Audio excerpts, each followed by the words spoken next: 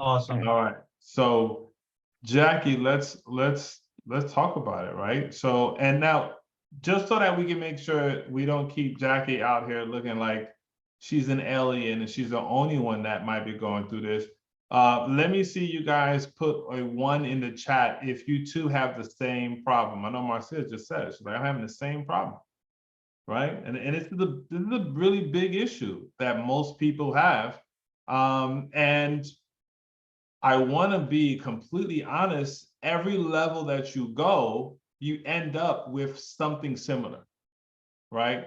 It's that fear of rejection ends up happening. I know from the outside looking in, it just doesn't seem that way, right? But trust me, we are in the same circles with some of these individuals that I mentioned, the Grant Cardones, the Paces, the Carloses, the Vitas. Like, these are individuals that the higher level that they go, they're connecting and speaking to, multi-millionaires, right? Multi-billionaires, and you got to make sure that you don't mess up. And so now that fear of like, man, I got to make sure I do everything right because I don't want to mess this up, plays on your psyche.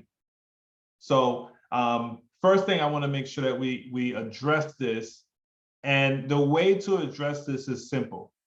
Okay.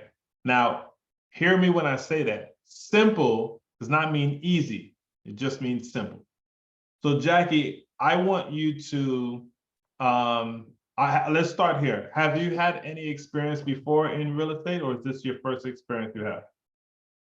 I'm new, not really new, but I would say I'm new. Okay. Have you done single family before? No.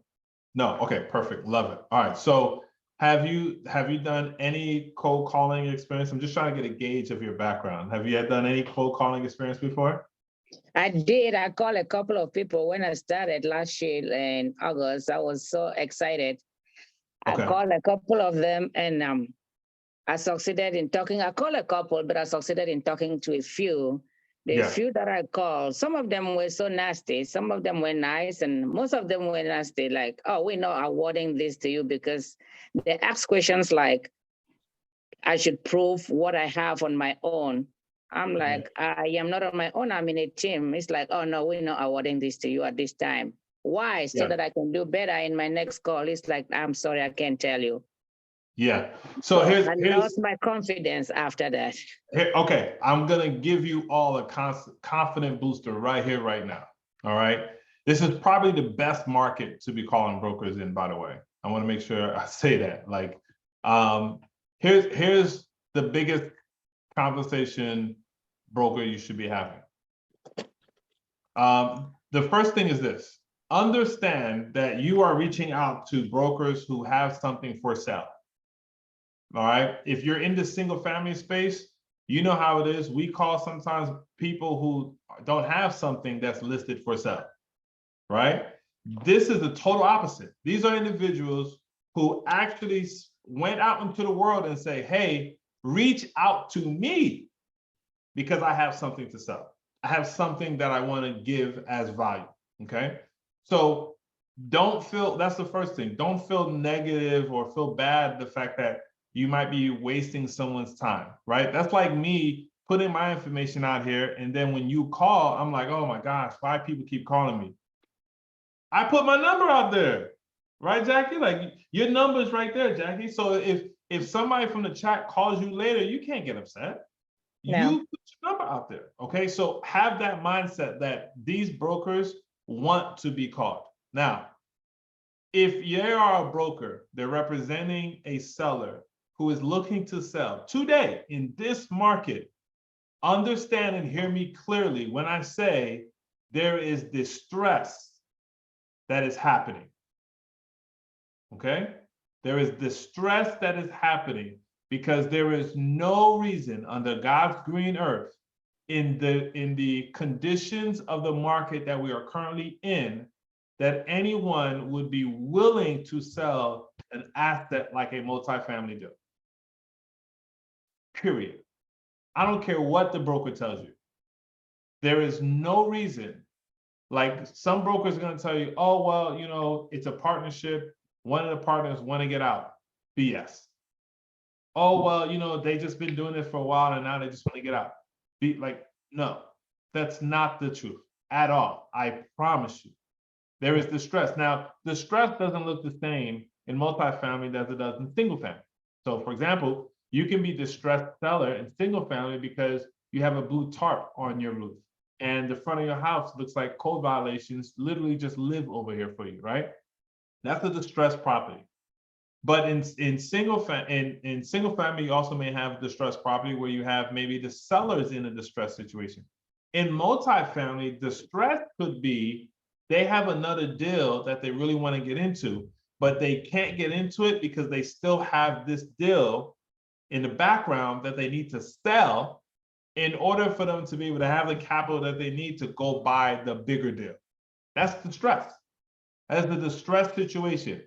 Because remember, the definition of distress that I want you guys to be able to have is essentially if something doesn't change, then something else can't happen, which is typically not what the seller wants in the first place.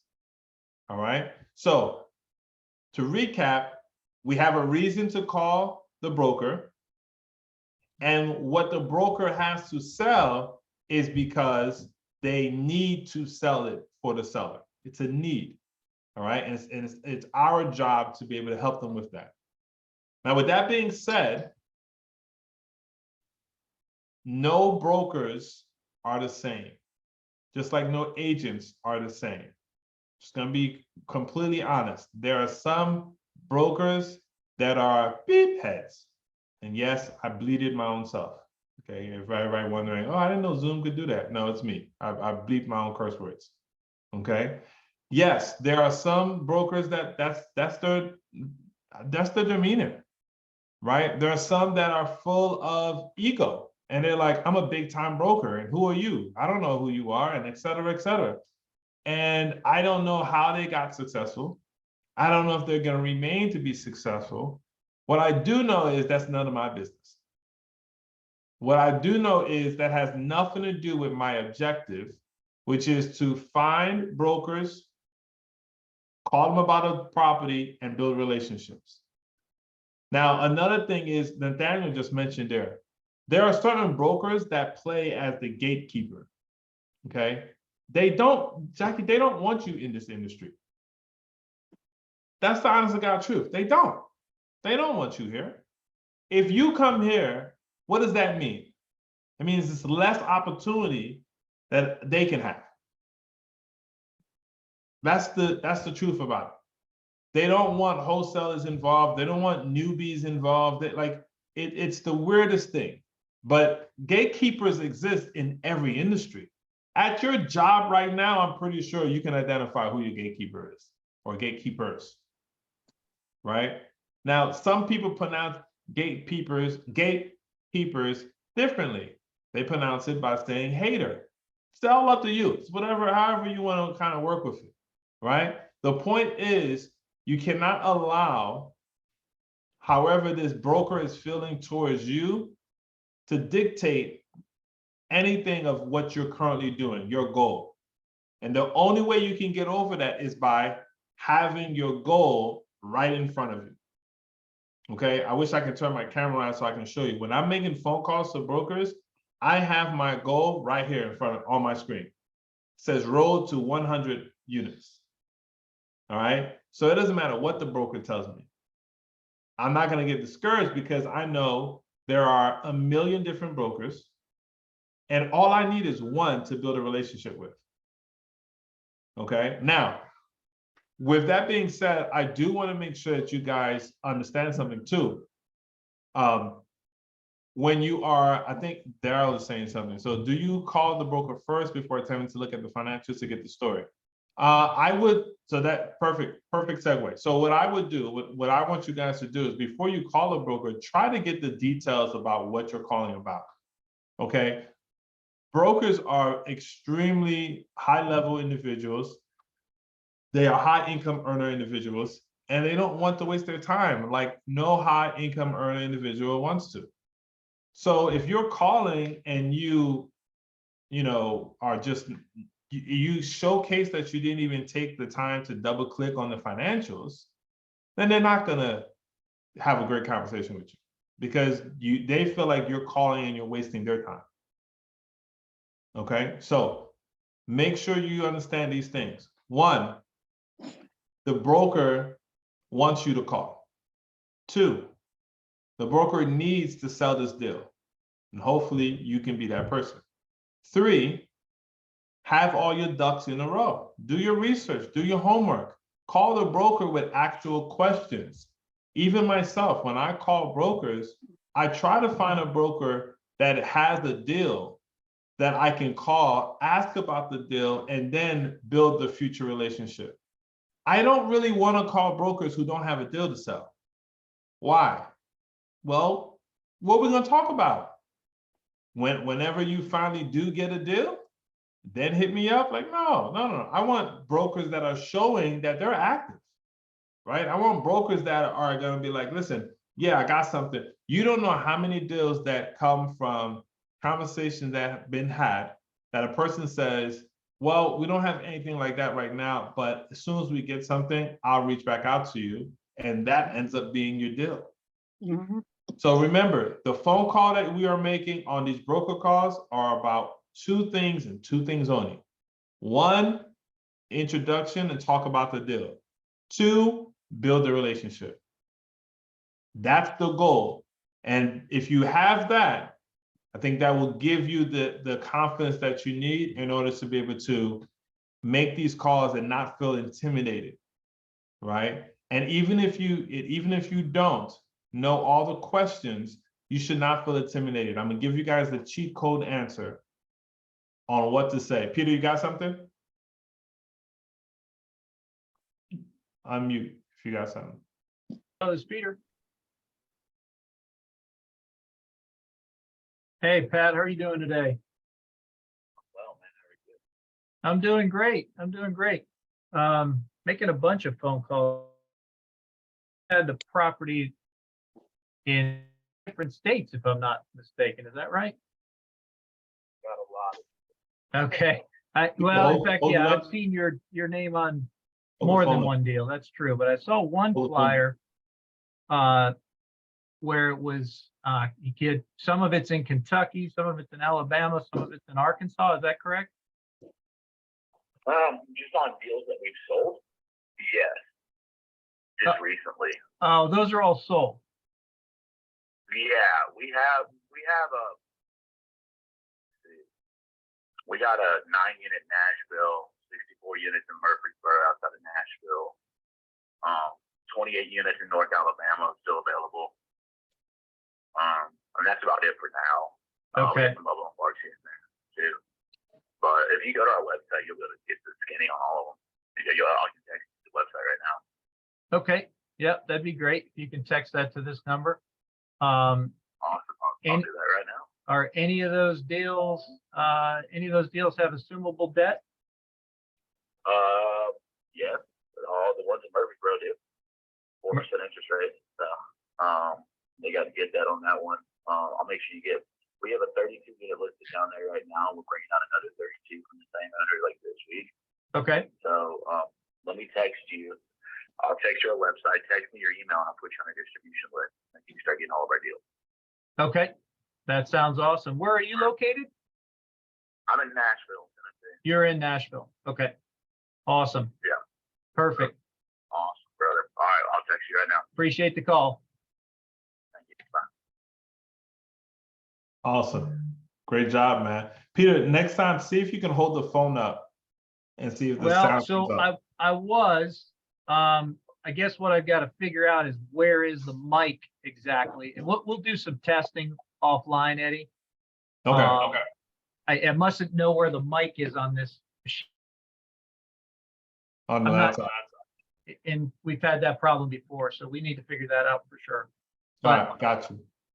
So I know I didn't say much to that guy, but I like to, when I do get somebody on the phone, I just kind of like to stop and get, reaction. What is that helpful to people to see that? What did you like about that call? What didn't you like about that call? What could be done better? Raise your hand if you've got comments or thoughts on that.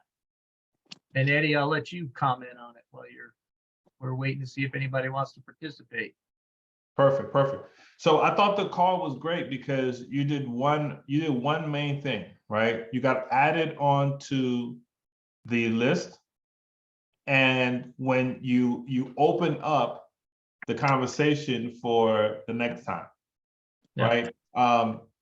Listen, everyone that's here, I want to get you out of the mindset of like, well, here's what happened. I got on a Zoom on Sunday, and then I got on another Zoom on Monday. They told me to call brokers. I called the broker, and the broker said, I have the perfect deal from you. And then from that point on, I got the financing that I need by Thursday. And then Friday, we closed the deal. And then that's how I became a millionaire. That is not how it works, right? Like, you guys have to be in the mindset of understanding that, hey, you know, it's going to take multiple, okay.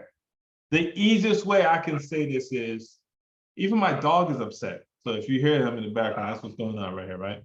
The best way I can explain this to you guys is multifamily, the commercial space, is about relationships. So is single family if you get really good at it.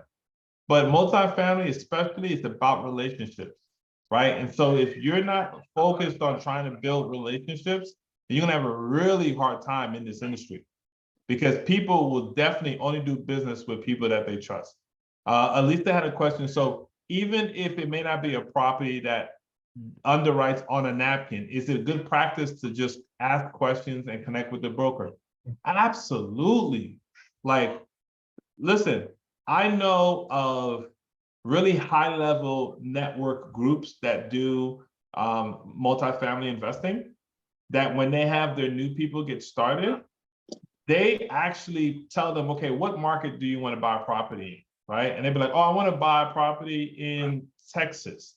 Okay, perfect. We're going to call all the brokers in California. And for 30 days, I want you to practice on talking to the brokers in California. And you're like, well, why would I do that? I don't want to buy a property in California. It's not the point. The point is getting you to be able to have these type of conversations, to sound credible, and to be able to build relationships. And believe it or not, when you're not doing it in the market that you want to do business in, there's a pressure that isn't there, right? Because if this broker doesn't like you, it's like, who cares? I'm not buying property here anyway. Call the next broker. Right. So you build your skill set up in order to be able to get to that point. So very good point. I see my guy Daryl has his hand raised, and I want to put you on first, my guy. So Jackie, are you good? Did I give you the pep talk that did I charge you up? Did I help you? That was helpful. That was really helpful. And the call Peter made was helpful too, because it was simple. Yeah. I just didn't want to screw my chances of talking to them. I'm like, if I mess up now, then I won't be able to call that same one or the group or something. No, not at all. Not at all. And then here's the one last thing I would tell you as a secret is it's okay to be able to just say, hey, listen, I'm the new person on the team. So if I mess something up, don't hold it against me. But my job is to call, build a relationship with the broker, and see if the deal you have is a deal that's still available. Boom, boom, boom. 9 times out of 10, unless you find a broker that is a beep head, of course, listen, no matter what you said to that type of broker, they were going to be rude anyway. Okay. The good news is, this is a secret. The good news is there's only about 12 beep head brokers in the entire nation, right? So it's very rare that every phone call you make, you're going to talk to one of them. Got it? So Dara, I'm gonna bring you up, and thank you for coming on the spotlight, Jackie. Thank you. Thanks, No Jackie. Thank you, Dara, Peter. what you got going on, man? Hey, everything is well, Eddie. How about yourself, man? Man, doing amazing, bro. I'm kind of jealous that you got this bald head. It looks good. I always wanted to do bald like Michael, but the way my head is, I got like a pointy head type of thing going on. It's weird. It's weird. You Anyway, see I'm the good. front side. Don't worry about the back side then. Oh, okay. Gotcha. Yeah. Gotcha. How's it going? No, just wanted to comment on Peter's phone call real quick, which I thought was good, right? In terms of the broker obviously sharing that information very casually and willingly. But also one of the questions that Peter asked, which, I got stumped on as well, is like, okay, well, hey, are these loans assumable?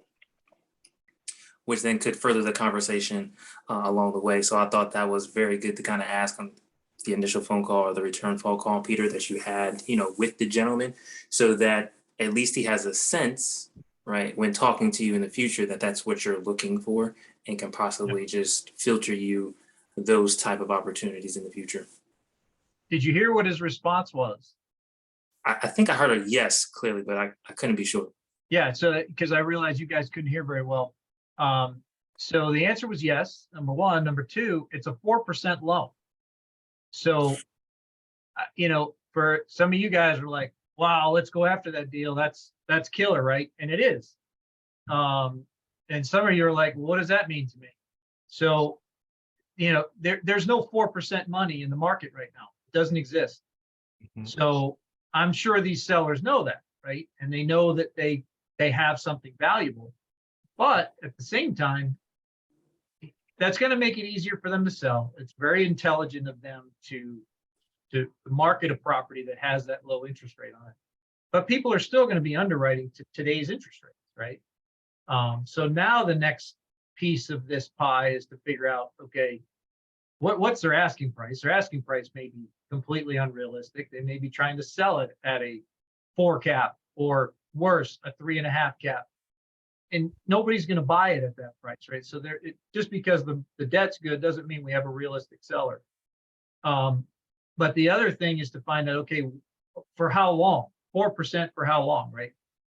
If they have to refi, if that rate ends in 12 months, that's not really all that useful, right? Because we're going to have to get new debt anyway in 12 months, and everybody's afraid of where are we going to be 12 months from now. So anyway, just some of the pieces that you start piecing together. Very much excited about looking at more detail on that because of the debt, but there's a whole lot more we need to know. So, but yeah, it's again, going back to, and I appreciate you're asking the question, Daryl, going back to Jackie, and I know she's not the only one, right? Just scared of rejection. Look, these are just people, and you are going to, like Eddie said, you're going to talk to some jerks, but not very many. I rarely, what you have to try to do is just raise your level of confidence, right? Even though you're brand new, come to the meetings, learn a script, not that I want you to use a script, right? I want you to use bullet points. I want you to just have conversations with people and be as natural as you can. But if you're brand spanking new and you don't have the ability to just bring super confidence to it, just bring honesty, bring who you are, right? Tell them the truth. Look, I'm working with a team that's closing on a $40 million property in February, okay? Everybody on this call can say that. You may not know that yet, but you are connected to a group of people that are closing on a $40 million property. If you identify a great deal, you bring it back to this community, we'll figure out how to get it done and how to make you part of that deal. So you are on a team that is closing deals, period. And you need to leverage that ability. You need to leverage that experience. You need to leverage that confidence. And I think that's the key, is figuring out how we can get you to a confidence level to where you get, I couldn't care less about rejection. There's how many millions of people out there for me to talk to. If one person rejects me, so what? Next. Well, I still got my phone. I call the next guy. Right? Check this one out. Here's one to try on for size. This is for anyone else who's still like, yeah, but I don't like rejection. I heard what you're saying, but I still don't like it. Okay, let me ask you this. If you were able to successfully close on a multi-family deal that ends up putting minimum $1 million in your pocket, minimum. How many, and I really want to get these answers in the chat. How many no's, how many rejections, how many jerks would you talk to? Like, how many would you be like, well, you know what, maybe 10, I could probably do 10 before I really start to like, You know what I mean? I'm seeing all of them all day long, as many as it took. And that's the thing. That's what I'm saying. Like, you have to put your goals in front of you so that you can be focused on it. Like, I don't care how many jerks come at me today. You are just a number, and we're going to make it, like Paige said, I'll talk to all the jerks all day long to get paid. Oh, look, so this is funny. So Paige says, I talk to jerks all day long and get paid way less than $1 million to do it. Isn't that crazy? On our jobs, we deal with worse than we have to deal with these brokers, right? So stop using that as just being upfront because I want you guys to win. Stop using it as an excuse to stop you from taking action. You have to put yourself in a position to take action, and we're giving you the tools of what you need now so that you don't feel any type of way about it. But Daryl, thanks for coming on. Did you have anything else, a question or anything? Appreciate it, man. I want to bring on another person. We have their hand raised, and before I do, it's kind of funny because this question comes to it. Do you do due diligence on 100 deals or just the one? Well, it's a great question, and what I would tell you is, instead, what you do is you underwrite the deal. You do a napkin underwrite, right? And I got my guy Ed here, who is part of the team, and he is, you guys probably have seen him before. He comes on, it's him and Kyle, there's a bunch of other people in the background that do underwriting as well. And then we have, obviously, you know, Trevor and Dr. V, who do underwriting. Before you get to the major underwriting, you want to do the napkin underwriting, right? You want to, think of it like this. The napkin underwriting is, you order the meal and they be like, can I take your menu? And you're like, okay, yeah, sure. Take the menu. And typically what do we do, right? At least when the food is when you see the food making its way, you grab your napkin and you flap it open and you're like, all right, let's get ready. That's what napkin underwriting is. And we do that every Tuesday night at 8 p.m. We'll be doing that tomorrow. So my suggestion is, no, you don't underwrite. You don't do diligence on 100 deals. You napkin underwrite hundreds of deals to find the one that you would then put through your elevated underwriting, your due diligence, and all the way to close. But Ed, what's going on, bro? Unmute yourself. Looking fly as ever, man. What up, everyone? Hope you guys had a great weekend. Yeah, definitely. I agree with everything Eddie's saying. As well, in regards to, like, when you're talking to a broker, don't feel like you're getting rejected. You're asking them questions about a property they're trying to sell. You're interviewing them more than they should be interviewing you. So if you could think of it like that, like I'm controlling the conversation, you have the power in your hands. Like, you should be rejecting them because, like, hey, that property doesn't work for what I'm looking for. Thank you. Let me know if you have something else that fits what I'm looking for. That way it feels like, so you're not being rejected, you're not rejecting them. Because at the end of the day, no matter what questions they ask you, if they don't send you the information you need, you can't give them an answer anyway. Like, why did Peter ask if you have an assumable loan on that property to their broker? Because it's information we have to know to see if this is even worth continuing forward on. If we see a property and we don't have all the information, how can you do the napkin underwriting? Because you're just gonna have to go back to the broker.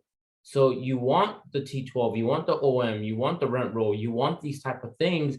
And if it passes the napkin underwriting, which, like Eddie was saying, we'll go over tomorrow, then we can help you with all that. Like, you have the resources here. That's why we do these calls on Monday and Tuesday.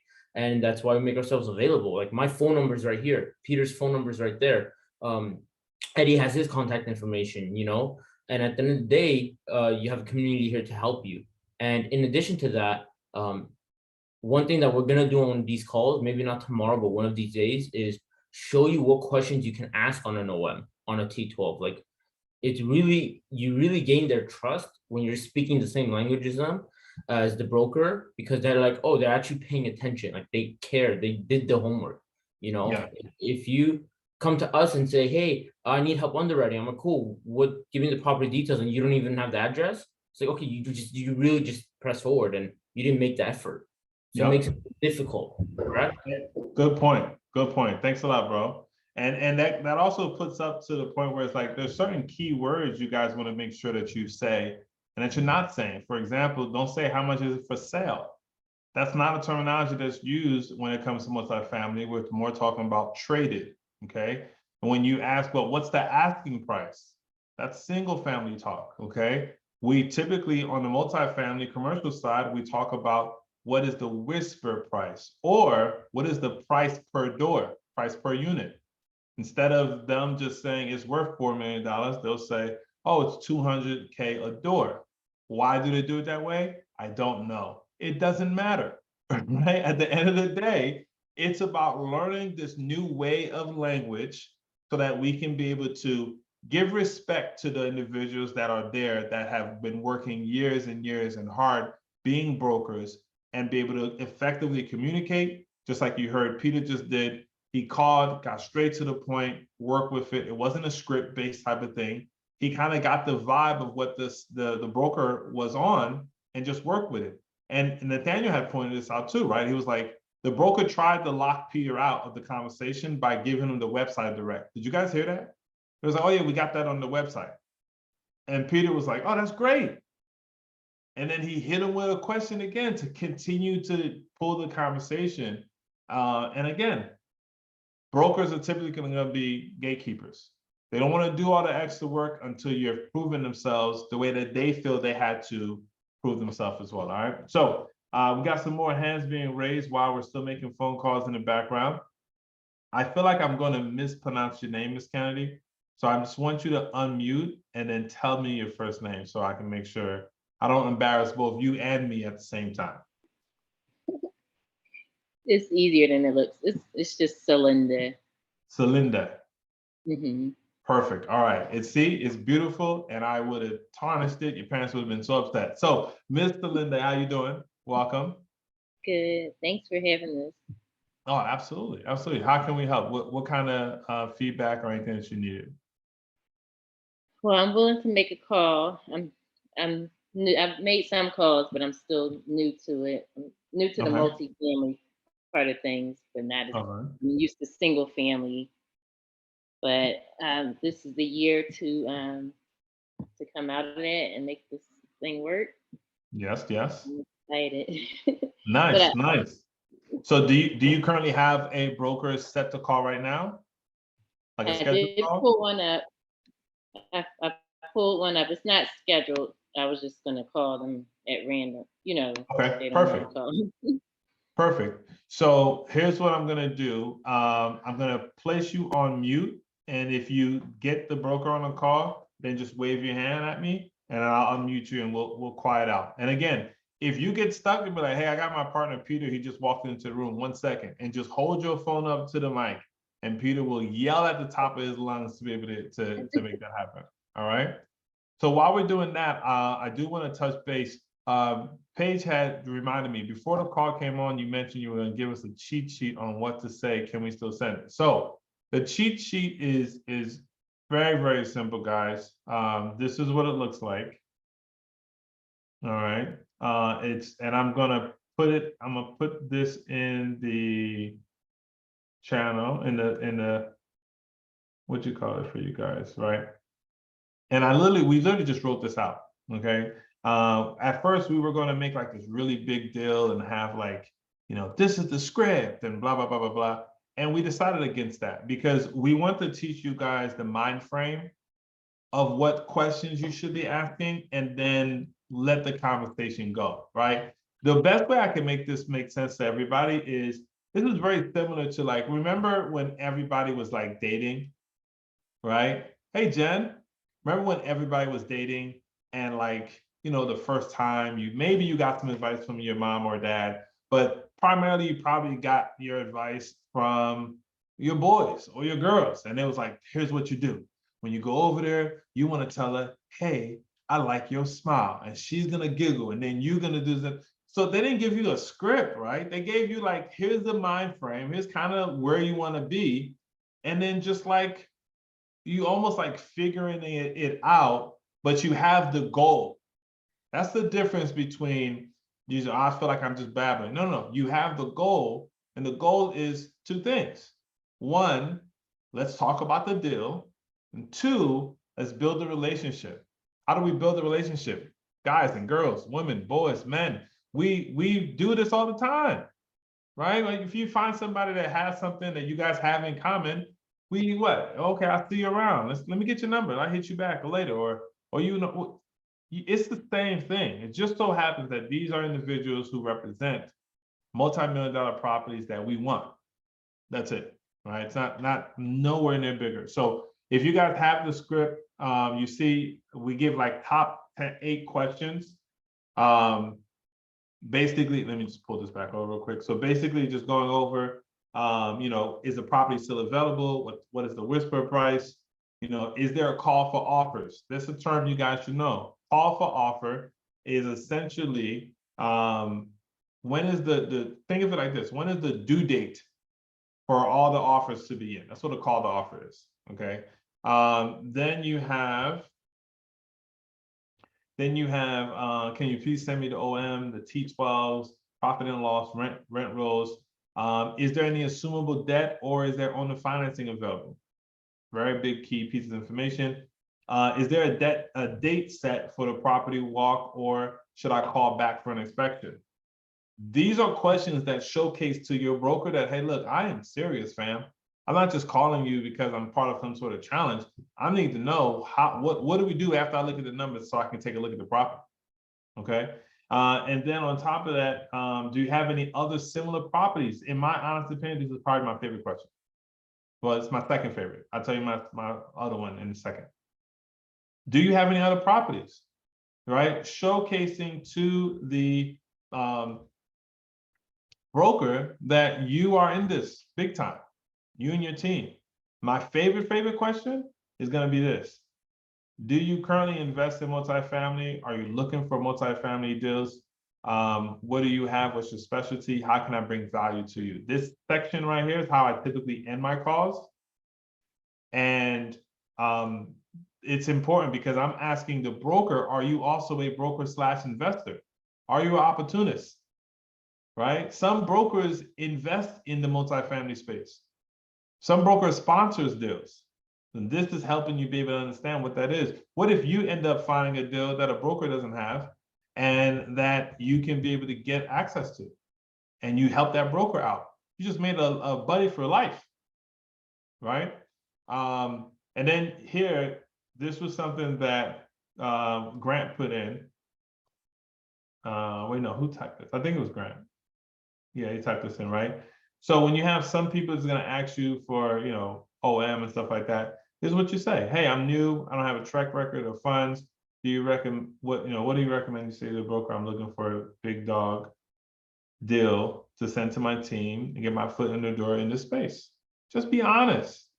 Tell the people what it is. What's up? Okay. Now, one of the questions I know typically comes up is, oh, well, what about showing proof of funds or having to sign an NDA? An NDA is typical. You are going to have that in some place, right? A proof of funds, and I really want to get Peter's take on this as well. But a proof of funds is not as typical. It's really what is done if and Ms. Kenny, I didn't forget you. I just put you to the top real quick. So I can still see you. If you get a broker, just wave your hand. A proof of funds is typically what most people will tell you that they need from you when they're trying to get rid of you. It's a gatekeeper move. Okay. When you think about it, if we're looking at a 100-unit property, most investors are not going to have that amount in one account in the first place. And brokers know this. So how do you respond to a broker that says, well, you know, I typically need to see proof of funds or whatever? You tell them the truth. I do not have that type of money in one bank account. I'm buying properties with a team, and the money is coming from all of us, and in addition, coming from other investors. So I can get you that information, but I first need to know if this is a deal that's worth our time. if that isn't something that we can work on, I totally understand, and I don't want to waste your time. Walk away. Remember, listen, who's trying to sell the deal here? You or them? Who needs this house, this multifamily sold? Do I need the multifamily sold, or does the broker need the multifamily sold? The broker does. So if the broker wants to make this a pissing test or make this extremely hard, then cool, no problem. Just walk away. It's really not that big of a deal. There are so many multifamily units available all across the United States. And if they're asking you for bank statements, please let them know to send you an address of where they live so you can send a slap in the mail. There is no one that is sending you bank statements for a multifamily deal. It's just not how it works. Now, what you will need is a KP or a sponsor, but that isn't until we get towards like more so like end of due diligence. The deal we have to already know this thing makes sense. You're asking me for information that you need at the 9th inning on the first date, right? How weird would that be if somebody invited you out on a date, and we all seen this in movies, right? The first 10 minutes after you order the meal, they're like, so what are your plans with kids? Buddy, wait a minute. You know what I mean? The bread and the salad didn't come out yet, right? It's like, never mind. I don't want to do this, right? Or you wait till the bread and salad come out and at least get a little bite because you were starving the whole day. Then you have to go to the bathroom and never come back. So yeah, don't let them skip steps on you. Billy, what's going on, man? How you doing? Oh, fantastic, man. Is that your son in the background or is that an old picture of you? That's both my kids. Oh, nice. I love it, man. Love it, love it. Oh, we got one.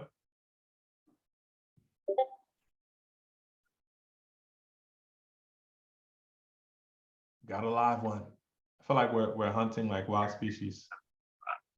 They're able to raise rent very good. Now, are they just raising rents as people move out, or are they renovating each unit as they move out? They're just raising rent. Okay. Their leases coming, they're basically, when people's leases come up, they're basically saying this is where we're taking, you don't like to move out. Okay. So, Now, I didn't dig through the document at all, just again, not knowing if it was on the market. Have the units all been renovated, or do they need renovate? Some of them need renovation. they have not all been renovated. Okay. They could still use more renovation. Let me see if I have.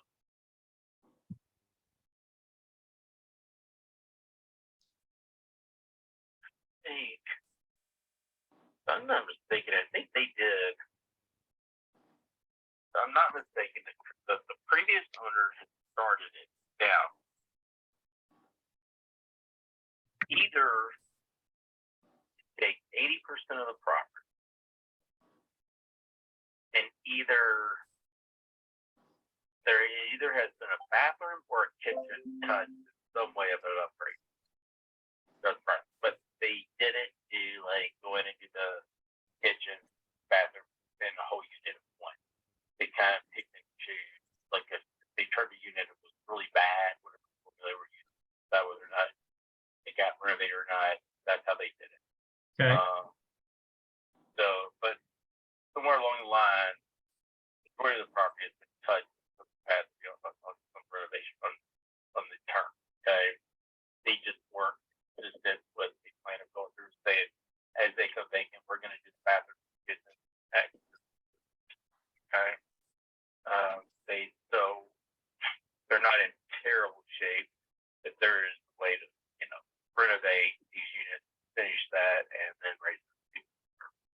Okay. And you think the market supports even higher rents? I think that area, yeah. I think you have Riverport Industrial Park over there. That's really over the past couple of years, right around COVID, started growing really big, and it's really gotten bigger and bigger. The demand over there for rental property is huge. So I do think there's a path there to tap into that.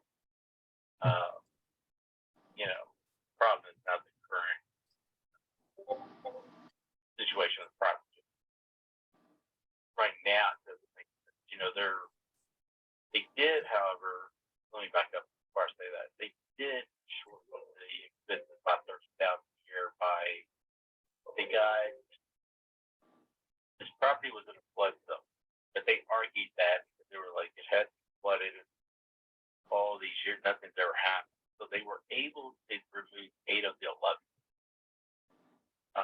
There still might be a possibility to move the others, but people did move 8 of the 11 right now. So that's going to lower their insurance first out. So they have been able to really come in, not only boost rent income here, but they have been able to, well, so they feel like they're on the right path to turn the property around about this year. So they don't make it away. But they basically said if we set up somewhere on maybe break even, we would sell it. Yeah. So I think the magic number is going to be somewhere about 10, which I think is pretty good. Gotcha. So you don't think they're gonna reconsider that $10 million offer? They haven't even.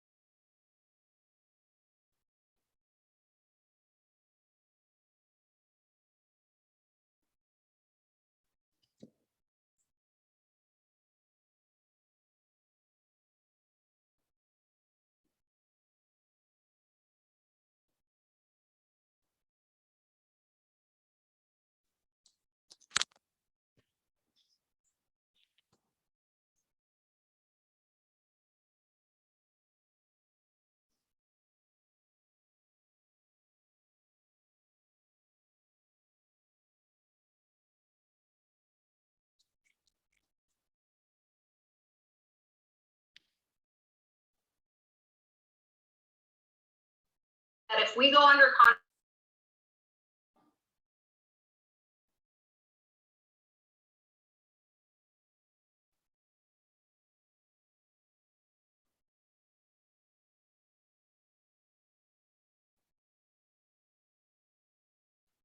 Did we lose Peter?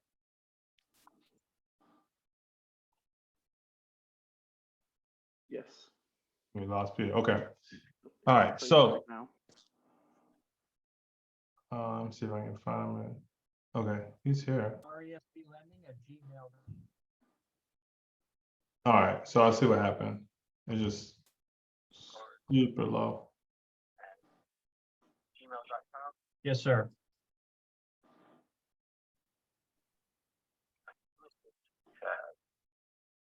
Yeah. Depending what you're looking for, this requirement minimum unit, maybe somewhere like your cap rate, how much you'll go up to. Yep. If you look at the price per door or what it is, but may have some other deals that we may have for you. Okay. Do you always strictly like the value add?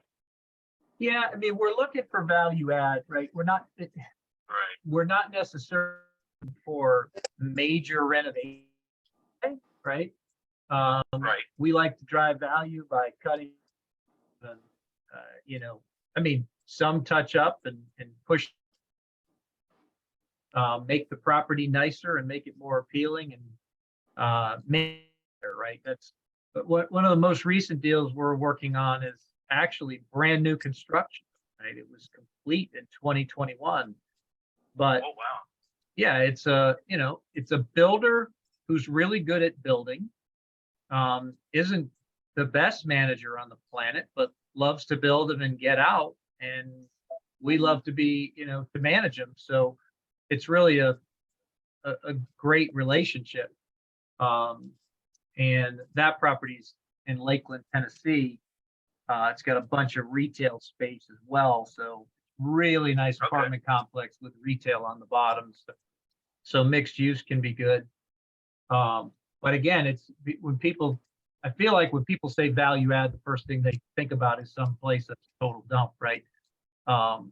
And we might buy a total dump, but it's got to be, we're pretty we want really good locations, right? So if it's a C property today, we want to be able to make it at least a B, if not a B plus. If it's, you know, if it's a C property, it's in a D area, we're out, right?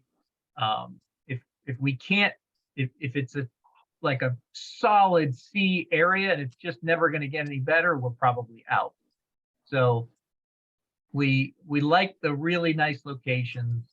And we want to drive value through management if possible. If we have to renovate it, that's fine too.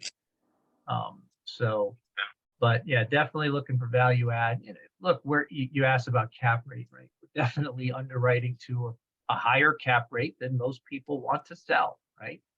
I was just looking at one, they're advertising it at a 5 cap. That's great. I probably won't be buying it. Oh, it might have been this one, actually. What is that? What I think it was this one. That's probably about right.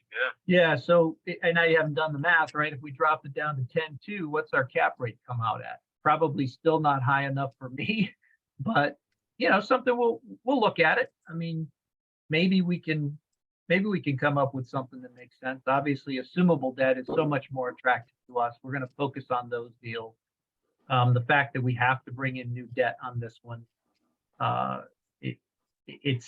we probably won't. Quite frankly, we probably won't get this one cheap enough. But you know, we'll put a napkin to it and see if we can, if it makes sense to look at it any closer. But otherwise, I have a feeling like okay. What's your number? 678 6, 7, 948 6855.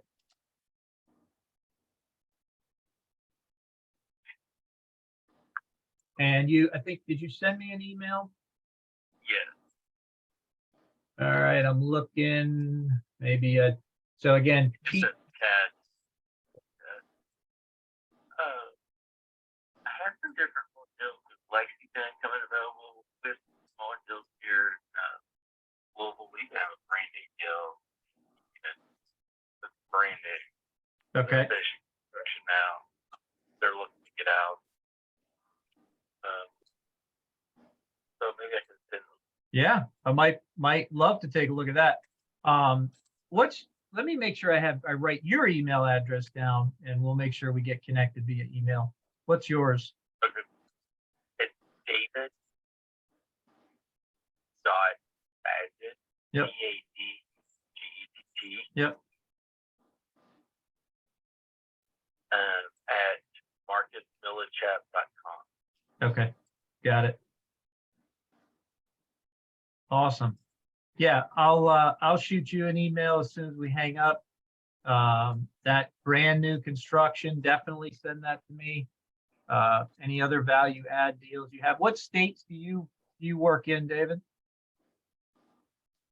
So we would do Kentucky, we'll do Indiana, we'll do Maine,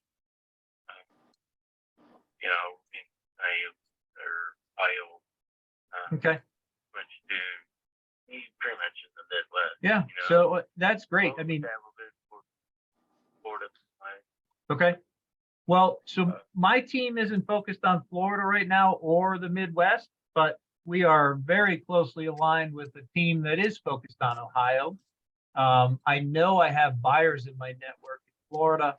So even I'm going to send you our buy box very specifically, but just keep in mind that I'm a quintessential networker. I don't keep to myself. So I know buyers in the multifamily space in all 50 states.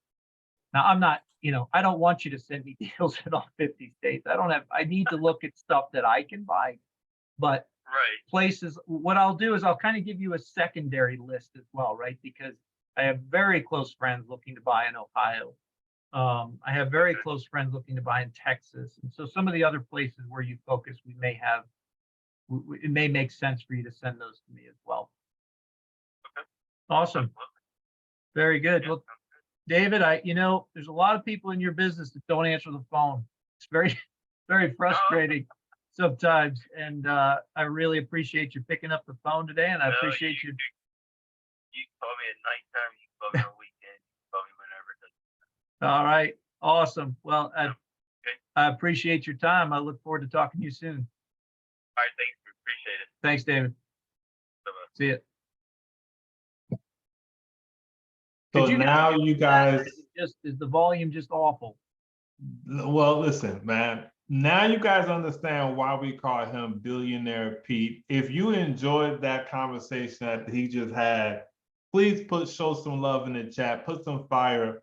Let us know how you felt that he did, because even with, there was only a small section where we couldn't hear that well.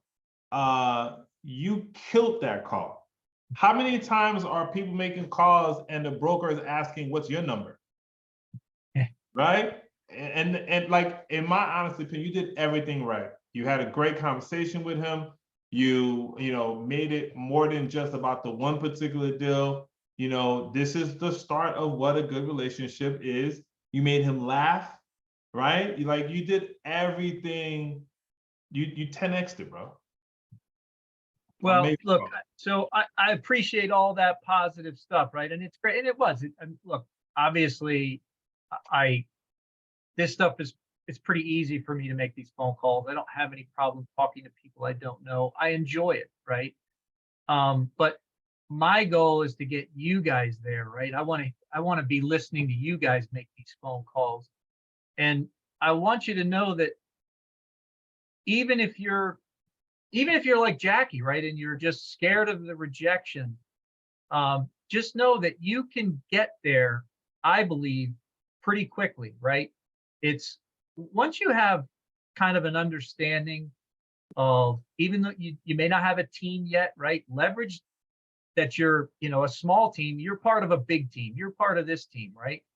Use my buy box, use Carlos Salguero's buy box, use somebody else's buy box. I don't care what you use, just have a buy box, have a list of questions that you can ask, and just start calling up brokers and practicing those questions and practicing having conversations with them. When you talk to them in just a casual, confident manner, you're going to find out, right? This is a guy I want to work with, right? He's a guy that answers his phone. He spilled his guts right off the bat, right? You guys didn't hear that part of the conversation because I lost connection for one thing, but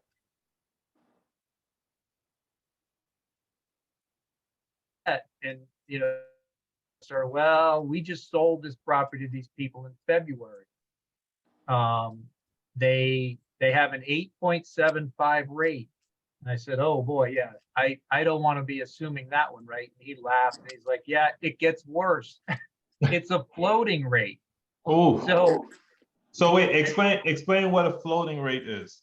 Right. So floating rate is just what it says, right? It's not fixed. It doesn't stay at 8.75. And guess what's 12 months? Gone down, right? So these people are paying, I don't know what their current rate is, but it's not 8.75. And so it's just killing the cash flow. They're not making any money. They had a $10 million offer on this property. You might have heard that part of the conversation. He thinks their number right now is 10.2. So there's your whisper price, right? That's one of the questions you'll hear that you can use to ask, and you sound like you're speaking the lingo. Well, what's the whisper price? Well, I didn't even have to ask the question because I started with, tell me the story on this property. And he pretty much told me the whole story. Now, I'll think of other things I need to ask him and I'll go back if it even makes sense. This probably won't pass the napkin, right? We'll throw it in the trash and we'll move on, but I'll look at other deals that he has for it. So these people passed on a $10 million offer 4 months ago, 5 months ago. They probably should have taken that deal if their whisper price is now 10.2, right? Because that same seller, I promise you that same buyer, that buyer's not offering them $10 million today. The market has deteriorated, interest rates have come down. Who knows where they are? Maybe they're at 9.6. I don't know.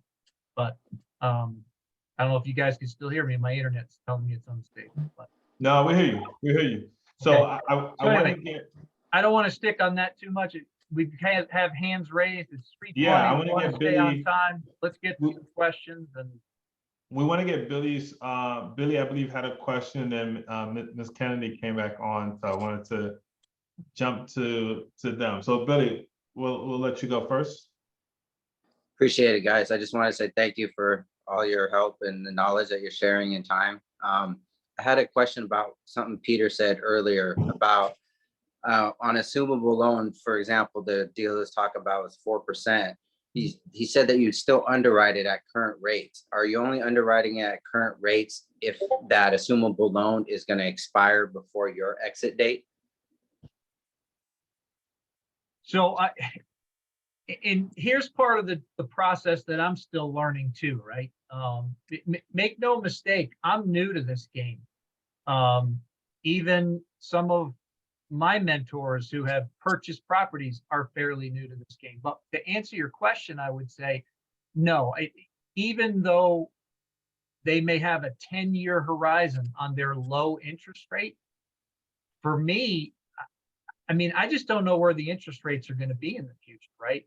So I would seek counsel from more experienced people, but on my napkin, I'm probably still looking at, 6, if not 6.5. But I don't know what I would buy it at, right? If I have one of my mentors comes to me and says, "Oh my gosh, that's a killer deal, and here's why," we can buy that at a 5.5 cap. Well, okay, I'll take their advice on that. So bottom line is the low rate is super valuable. If you can keep it for a long time, that's additional value. So yeah, you could consider buying it at a lower cap rate, based on the time frame, the time horizon you have with that lower rate. But I would suggest that nobody's probably, if you have a 4% rate and it's locked in for 10 years, there's probably not too many buyers out there that are going to pay 4%, 4 cap in today's market. The properties just aren't trading at that price, right? The prices are higher than that. So just because they have the rate for a long time doesn't mean they can sell it at that rate. So I want to add real quick from the underwriting perspective, because Peter made great points, but one thing I want to add to it is the rate is kind of like the easiest part of the assumable debt, and the thing you'll hear people try to market, but you really need to know the full loan agreement. You need to know all the details, because like the year obviously is important. What type of payments are they? Is it interest? Is it interest and principal? Does it change at one point? When is that? And to Peter's point, I think a big part in using today's rates to underwrite it is because eventually you're going to have to refi out, whether it's the lender, whether it's for the existing loan, whether it's the seller for seller carry potentially. You need to know, like, what's my worst case scenario and my highest cost of capital. If I'm still good there, then everything else is a cherry on top. And because you're only going to find out more stuff during due diligence.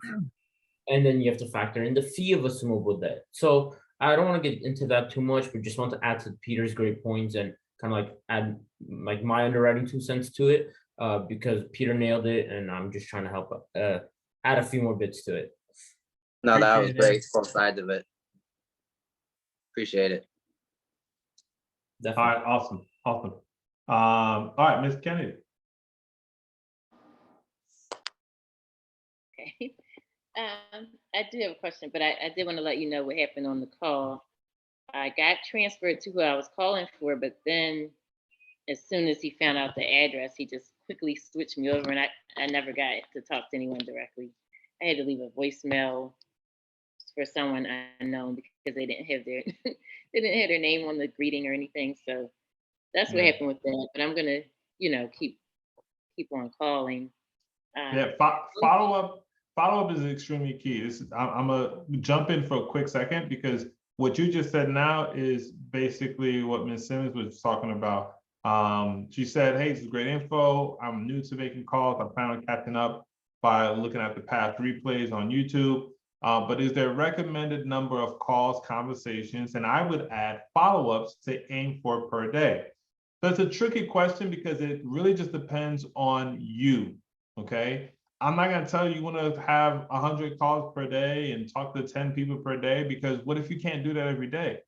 Then it doesn't matter. You can do it on Monday and then you never had time to do it again until Thursday. That's not what you want. What you want is consistency. So I would say work according to what you feel you can remain consistent to. And if you need a number, then I would say try for 10.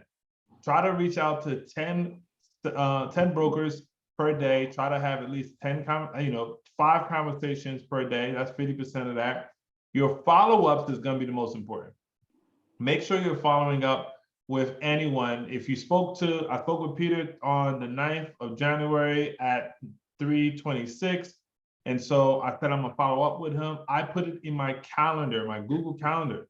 So it pops up for me saying, follow up with Peter around this time. And that's how you're gonna be really, really good to follow up. So again, it's about building relationships.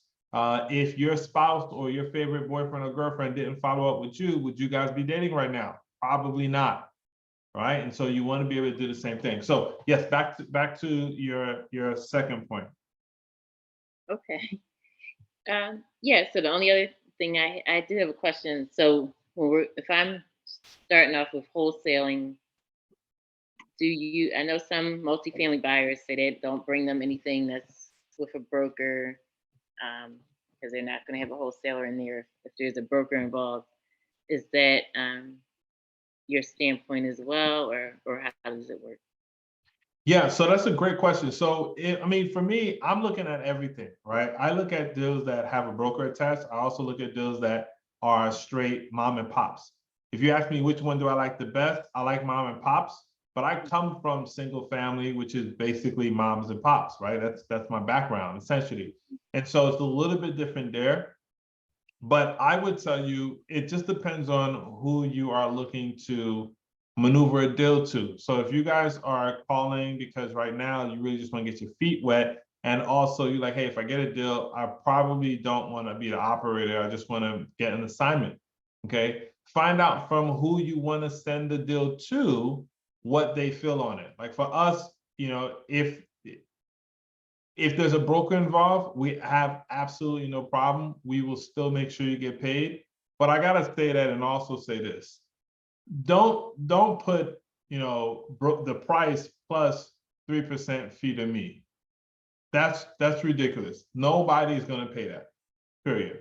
Even brokers that have like 3% fees don't get paid what they get paid. Now, I will say, if it's a really good deal, then somebody will pay it. Hands down. If it's a really good deal, I will pay it. Hands down. Right? But it has to be a really, really good deal. Okay. So how do you really navigate through this?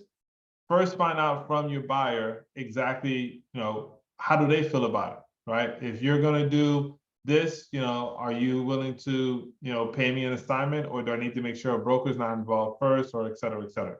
For me, and I know for Peter too, we're going to get you guys paid. We don't care how, if I got to take a cut so you can make some money on it, then that's what's going to happen, right? But you got to be reasonable.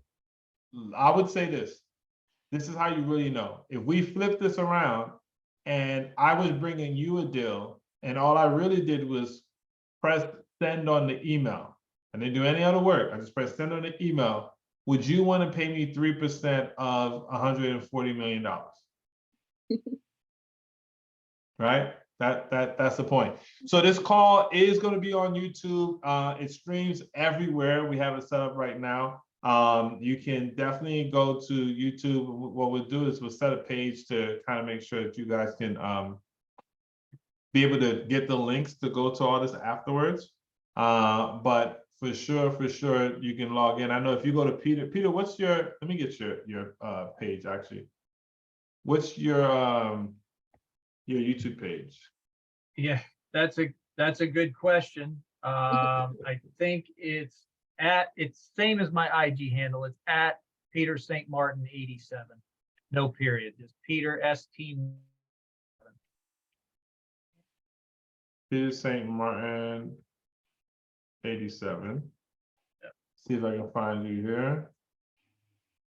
No, No, can't find it. Okay, so here's what I'll do. We'll definitely make sure you guys could get this. Follow Peter on Facebook, because this is streaming live to his Facebook, and you will be able to see it on there. And in addition to that, you can also follow me, obviously, on Facebook, on Instagram, and I'll put my YouTube channel in here, which is linked to Peter's, and you guys could be able to watch all of the back footage and everything from there. All right. Awesome. So guys, I want to wrap this up. I want to give it back to Peter so you can close us all out. It is 3:30. It's actually 3:31. We like to keep this for an hour and a half. Did you guys get value from this? Was this good? Should we come back next week, or should we be like, hey, that was cool, but you know, you guys ain't really good like that, right? Also, I'm gonna put multifamily freedom chasers.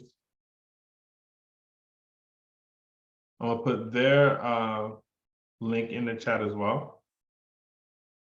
So Eddie, while you're doing that, I want to, one other thing I want to mention, you know, I appreciate you guys putting your, on the front end, letting us know what your hurdles are, right? What's, and I'm going to go back and look at some of that and try to be prepared to answer more of those questions next week. Now, what I would ask is, you know, what did you get? Where did you get value here? Were there any, what are your, put in your takeaways. We'll keep it up for just a couple of minutes, but what's your biggest takeaway? Any aha moments here today? Where did you derive value? And then also, like, hey guys, this was great, but I didn't like XYZ. Cut out some of that, right? Just any constructive criticism for us to make this better, right? This is not for us, guys. This is for you. We want to make it better for you. We want to try to do that every week. You know, it's going to be imperfect. It's live.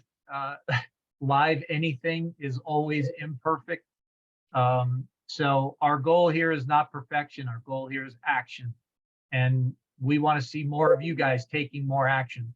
The other thing I'll encourage you to do is when you come to these things, be ready to show up, be ready to participate. To all you folks that raised your hand, thank you. We appreciate that. We really like the participation. Raise your hand, ask questions. Come prepared to raise your hand. Think about things throughout the week, right? As if you're making calls this week and you have stumbling blocks, if you have questions, first of all, hit me up on Facebook. Let's get on the phone. Let's have a conversation if you need that. If it can wait till Monday, great. Let's talk about it on Monday. Tell us what you're coming across. Tell us, bring your wins. Tell us about the deals you're underwriting, and you know, that this is working. We all need to hear that, right? It gets sometimes, you know, look, I've spent a couple weeks making calls and you're like, what do I have at the end of 2 weeks to show for it? Sometimes not a whole lot of anything. So we all need those wins. We all need to encourage each other. This is, you know, this is simple, but like Eddie said, it ain't easy. It's going to take effort. It's going to take a lot more than just forwarding an email. It's going to take follow-up. It's going to take consistency. But like Eddie also said, if the deal's going to pay you $1 million, how hard are you willing to work at it? And that's something we all need to keep in the forefront of our mind, right? Even though the first deal probably won't put $1 million in your pocket, you want to focus on deals that have $1 million upside, but you're probably going to have to share that $1 million with some folks that are going to help you get the deal done.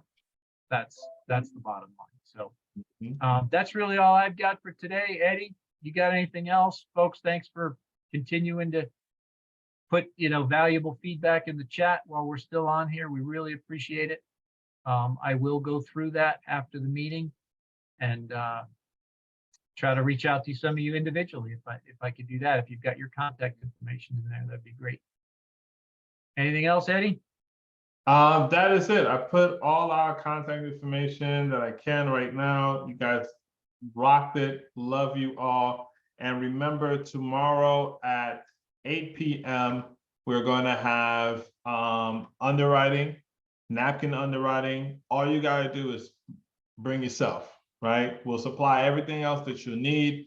and you'll be able to learn this stuff and figure out what's happening next. Please, if you're not following Peter, please follow on Peter on social media. I want to turn him into a monster on social. And so give him a follow, share his stuff that he got going on YouTube, on Facebook, on IG. If you're following me, great. If you're not, do so. And that's where you get updated the fastest, right? Like we have stuff set up, it's an amazing system, it comes to you automatically and all that other stuff. But when we got something popping, we just go to social media and say, hey, here's what we're doing later on today. So definitely be able to find it. My info is right here. Bam. There you go. All right. Thank you guys again. Have a good one. Billy, is your hand still up from earlier, or do you still have another question? Okay, all right. I was about to say Billy's arm must hurt really, really bad because his hand. His shoulder's getting sore. Yeah, it's just raw. This whole thing is raw. We're gonna go out with a little energy, Eddie. All right, we got you. We got you. Hey, love you guys all. Stay positive, keep pushing forward, and stay charged up. See you soon.